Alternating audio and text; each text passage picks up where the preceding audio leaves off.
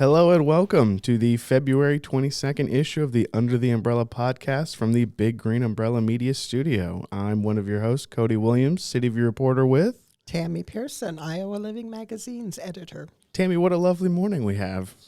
Gorgeous. Gorgeous. It is absolutely beautiful outside on account of, maybe not on account of Puxatawny seeing or not seeing his shadow. He never gets it right. Occasionally. Occasionally.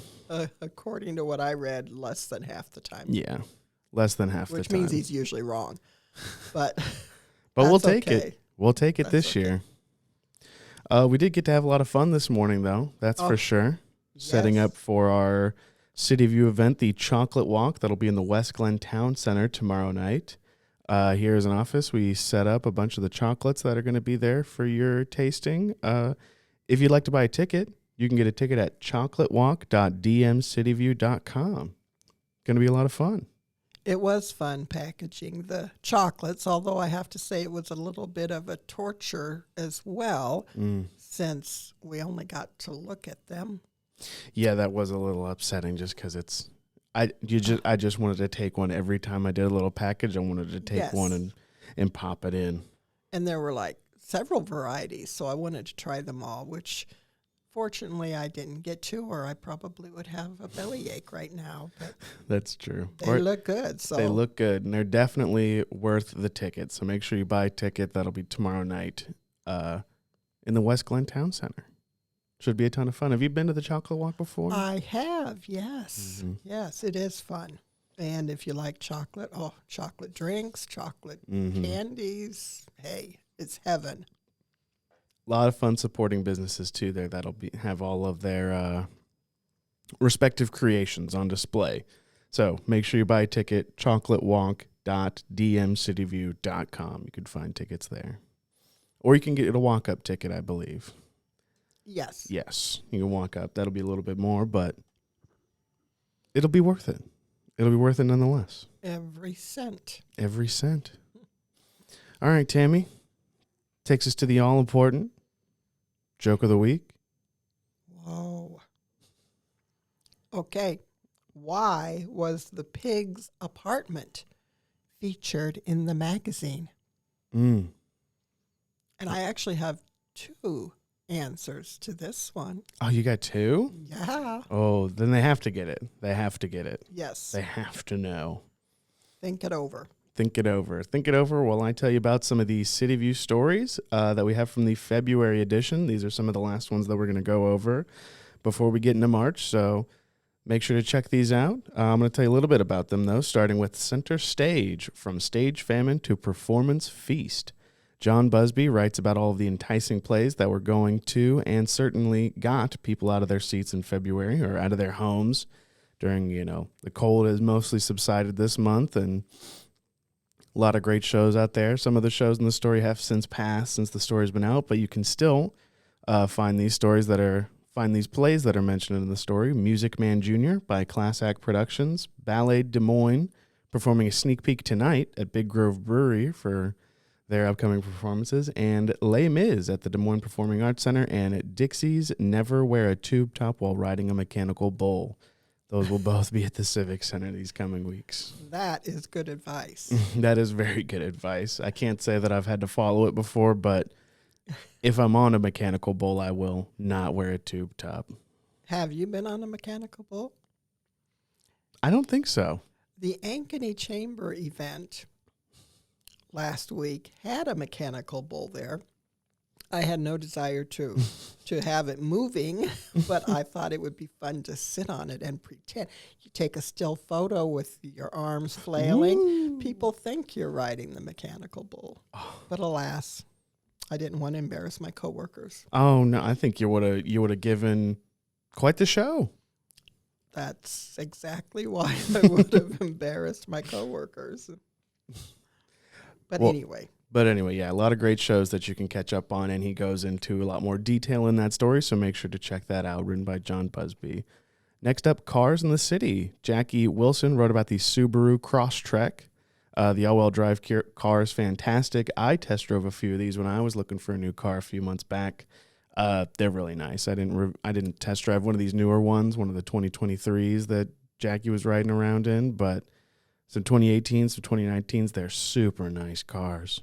Really So you nice. agree with her review? Oh, yeah, absolutely, absolutely. I would have got one except for some, we'll just call it external circumstances. But she goes over some of the features, how it rides, some of the tech inside, so on and so forth.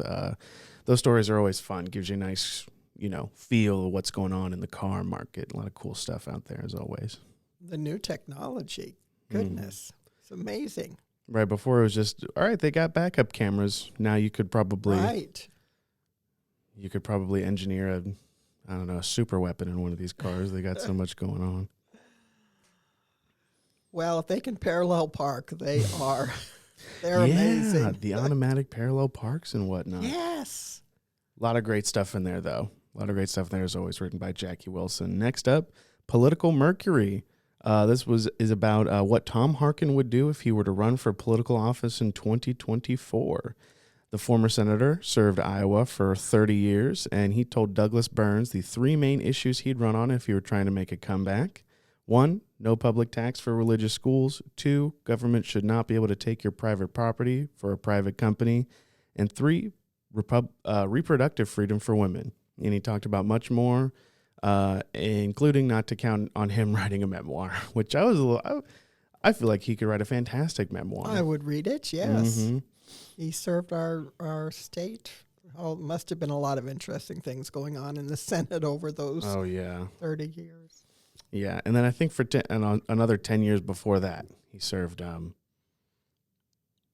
a different form of office in Iowa, but I looked up his Senate run, which was 30 years. Wow. Very impressive. But yeah, Douglas Burns did a little bit of a deep dive with him. They talk a lot. Great read in Political Mercury, worth the time. Next up, Your Neighbors. This one's written by me, about Amara Austin, a zookeeper at the Blank Park Zoo. She's the lead bird and reptile keeper. We went over her story, how she got into zookeeping, where she, went to school, what she studied for, what she really wanted to get into, how she might have, switched over, what she does at the zoo right now, some of her favorite accomplishments, some of her favorite animals at the zoo that she gets to work with, and just some of her favorite moments over the years. It was a lot of fun doing that story. You did a great job, and I have to say that sounds like a dream job. Doesn't it? Except for the reptile part. And I think she mentions in the story, she doesn't do too much work with the reptiles. She's mainly aviary, and she works mainly with birds. But when she worked at the Big Cat Sanctuary, she worked with tigers, and she did a lot of work with bears, and it just sounds so cool. Someone who's a big Steve Irwin fan myself growing up, being a zookeeper always had a big appeal to me. Steve Irwin was, a big influence on a lot of young kids' lives. Mm-hmm. May he rest in peace. Did you ever watch that movie he made? No. I can't remember what it was called, but he had like a film. He plays a crocodile hunter. Go figure. But he, a probe from space from a government agency falls from the sky and a crocodile eats it, and the government agency is trying to get it out of the crocodile, and he's protecting the crocodile. You're making this up. I'm not making this up.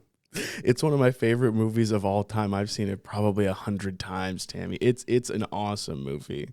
Well, don't tell me what happened. I won't tell you what How happens. they retrieved that without harm. And he's also dealing crocodile. with the farmer whose crocodile is on the land of, because the crocodile allegedly is eating her cows. Bessie. Oh, no. They didn't break any legs trying to come up with that cow name. But he's battling with the government, he's battling with the farm owner, and trying to keep the crocodile safe. It's great. It's such a great movie. It's so much fun. That's completely off topic, but I won't believe it till I see it. It's so good. It's so good. But yeah, Amara Austin, zookeeper at the Blank Park Zoo for Your Neighbors. I had a lot of fun interviewing her and writing that story. Next up, we got Lunch With, written by Jim Duncan on Tim and Wendy O'Brien. They went to Ted's Coney Island for a conversation at Ted's, which has been around since the 1920s. I didn't realize it had been around for that long. I knew it was, a big staple over there in Ingersoll, but 1920s, that's incredibly impressive. They discussed how the couple lost a child and how they overcame such a tragedy. It was an interesting aspect of the story. Mm-hmm. 100%. But that's, as always, another good read. Jim Duncan finds a lot of interesting people for these lunch withs and just digs deep on what their stories are. And yes, he does. Mm-hmm. I enjoy them every month. Oh, yeah. And wherever he's going to lunch, obviously I love Ted's. Growing up in Des Moines, been there many a time. They got great food as well. Well, that's all I've got for Cityview stories. Wow. For this month. You can read all of those stories in their entirety and more at www.dmcityview.com. Well, I'll point out one of our stories in the living magazines that came out this week, which were Altoona, Bondurant, Clive, and Waukee. And the Waukee issue features a story of Richard Snyder, who is 101 years old, and he tells how he ran into his high school sweetheart after he had become a widower and after he had retired. So that was a long time after high school.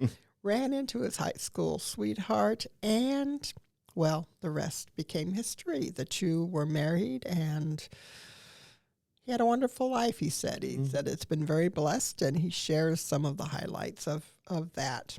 So see that in the Waukee Living today. That's such magazine. A sweet story.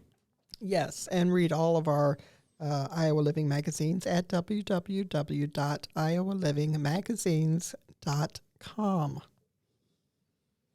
Back to you. Back to me. Well, I'm going to send it right back to you. Oh, sort no. of. We're going to chat. We're gonna dish. Oh, dear. About the 4-day work/school week that's been brought into the news recently. After Sadell announced that they're going to be switching to a 4-day school week, we posed the question to our Facebook page on how our readers feel about it, and the reviews and the responses and the comments were pretty mixed. You get a pretty big grab bag of how people feel about it. You got everybody saying from, this is great, this is fantastic, shorter weeks for the kids, they can live their lives more, they get an extra day off, that's great, from and the other responses would be, okay, well, they're going to go to 4 days. What am I supposed to do with my kid on Friday? I have to go to work. What am I supposed to do with them? Am I going to have to pay for daycare? Are you going to provide something? So it's interesting with that. And a lot of, well, I shouldn't say a lot, but definitely some companies and some agencies are switching to 4-day work weeks also, which would then, coincide with each other. But I want to get your take on that, Tammy. How do you feel about that?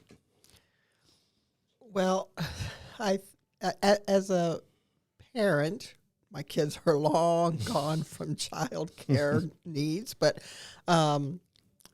it's really tough. Child care is really tough to find, and finding a provider for 1 day a week, that's going to be tough. Mm-hmm. That's going to be tough. If you're lucky enough to have older kids that can stay with the younger ones, that's great, But then again, I think our society is swinging in the direction of 4-day weeks, and it just takes a while for every aspect of society to get on the same page. Mm-hmm. But it will certainly, I think, put pressure, don't you, on more employers to go to 4-day weeks, because their employees are going to be saying, hey, that's what I've got to do if my kid's only on a 4-day schedule. That's true. Yeah. And I mean, I currently don't have that problem. I don't have any kids. I would love a 4-day work week. And I think I can definitely see, I'd always seen it because the conversation has been coming up the last year or two about the 4-day week, because people, at least my generation, they see how the system is now. Okay, you get out of college, you work 5 days a week, you get 2 days off. Unless you're working a job that you have to work 6 days a week or something like that. And you go, am I supposed, for the rest of my life, I work 5 days and I get 2 off, maybe Saturday or Sunday doesn't even really get treated as a day off because you're, preparing for the week ahead. And I think that's where the perspective comes from my generation. They go, I'd like some more time. They want more of a work-life balance is how they see it. And I think more people my generation might say, well, Well, Mm-hmm. we need to expect to work hard. Mm-hmm. But the older I get, the more balance I like to have as well. Yeah, that's. Oh, I had the point lined up in my head, and I lost it. There it goes. There it goes. You can see it flying away. Oh yeah, from the point of view. Oh well, I worked, 6 days a week for 40 years, and I was fine. Okay, I'm happy for you. And I think a lot of it is, they switched to, it's not like that entire day is gone and into the wind. The kids would be staying at school for a longer. I didn't see, I didn't look up exactly how Sadell is formatting it, but you'd stay for like an extra hour and a half or an extra hour those 4 days. And the same would be at work. You go in for an extra hour to make up that day. You get that day for free. And I think one of my friends does a 4-day work week, and he says, I go in for an hour earlier and I think I stay an hour later, and that makes up the time. And I'd be quite happy to do that, to take an extra day off. And I see that, and I think I agree. Well, I think a lot of people do. Now we just have to get the child care issue. You got to get the child care issue, yeah. For those parents. Maybe that'll open up a business. In the meantime. True. Friday child care. I'm thinking that some teenagers could get some babysitting gigs. That's a good call. Mm-hmm. We'll see how it plays out. Obviously, it's not taking over the world yet, but some companies have definitely switched, and Sadell is obviously going to switch to that. So we'll see how that pans out. Yep. It'll be interesting to see at minimum. 5 years from now, let's touch base again, Cody. We'll be on a 3-day work week. Don't get carried away now, you young'uns. Oh, we're quite radical. But yeah, I wanted to get your take on that. Our readers obviously had a big response to that on our Facebook page, so I was pretty curious. And can they still post their comments? Oh, absolutely. And if you'd like to, you can visit that on our social media at Cityview on Facebook or on Instagram. Go flood those comments anywhere you see fit. Or on the YouTube channel where you're listening to this. I'm going to tell you a little bit about what's coming up this weekend also. You've got the Des Moines Home and Garden Show. That starts today, and that'll be going through the weekend at the Iowa Events Center. Drake Women's Basketball hosts Missouri State at the Knapp Center tonight, and I believe they play again on the 25th against UNI, I believe. Oh. I believe that's right. So check out those. A lot of good hoops going on. The Shrek Rave is at Woolies on Friday. Tammy, you going to go to that? What is that? A Shrek Rave? What is a Shrek Rave? It's like a rave, but everybody, they've got the soundtrack from Shrek, and everybody dresses up like Shrek characters. Well, that sounds fun. Isn't it? I've seen the pictures, and it looks like a hoot. What is a rave? I'm sorry, explain that to me. I don't really know what the definition is, but I think it's loud EDM, electronic music, and you just, the lights are flashing, and it's just you're raving. Oh. That kind of music. Cody is doing an impersonation Little of that fist right pump. now. I've never been to a rave personally, but that's a what Shrek one. But a Shrek one I might just have to suit up for. Yeah. I'll be Donkey. I'll be Fiona. There you go. Oh no. You'll be Donkey? Yeah. Okay. I'll be the little king. Lord Farquaad? There you go. Him. Some of you may die. On Saturday, there's a vintage market at Upcycled DSM and Big Acai. And, of course, don't forget Chocolate Walk. Our Cityview event is happening tomorrow night at the West Glen Town Center. Tammy, I need that answer. I need the joke answer. Cody. Hit me with it. Why was the pig's apartment featured in the magazine? Why? Answer number 1. It was so stylish. Answer number 2. It was a penthouse. I like both of those. I think those are both great. Oh. Thank you for humoring me. Thank you for humoring us. Oh.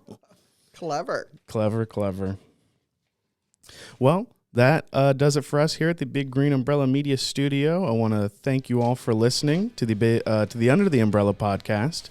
We hope you enjoyed today's episode. You can read our Guthrie Center publications at www.gctimesnews.com, Iowa Living Magazines at www.iowalivingmagazines.com, Cityview magazine at www.dmcityview.com. If you have a story suggestion or would like to make a comment, you can send those to editor@dmcityview.com. Thank you and goodbye.